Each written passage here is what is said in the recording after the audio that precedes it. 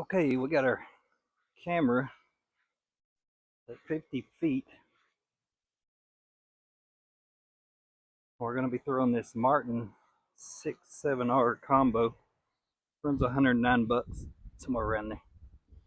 And I had a Cortland 333 5-weight bass and panfish line on it, but it threw it well. This thing's supposed to be a 4 or 5, but it's definitely not. It's somewhere between a 6 and a 7.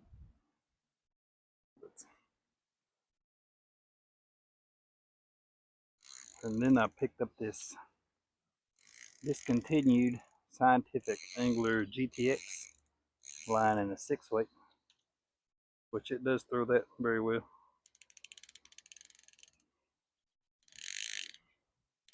So we'll just show you that it does. We got storm coming in, wind's picking up. But anyway,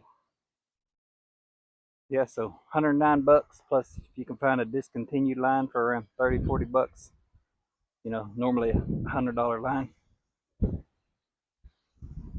you can throw this thing 50 to 60 feet, no problem.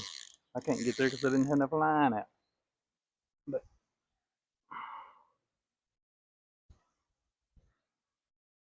and I'm definitely not the best caster, but it does well. I'm not hauling. There's no hauls that wrap right around the tripod.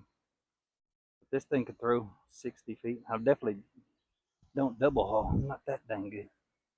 But I can get a single haul every now and again. I bet I could throw this entire line if we needed to.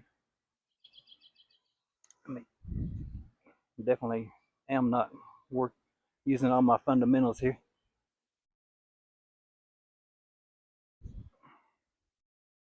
But if I did, I could be a lot better. Let's shoot a little line at it. Punch that, throw that thumb on it. And that time I think we hit the camera that time, hopefully.